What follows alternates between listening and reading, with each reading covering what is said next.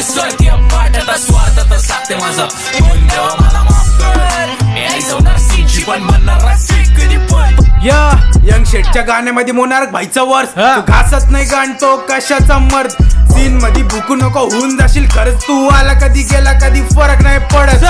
माझ्या पोरं माझ्या गँग माझा क्षेत्र या क्षेत्रामध्ये ध्यान दे तू खोल तुझे नेत्र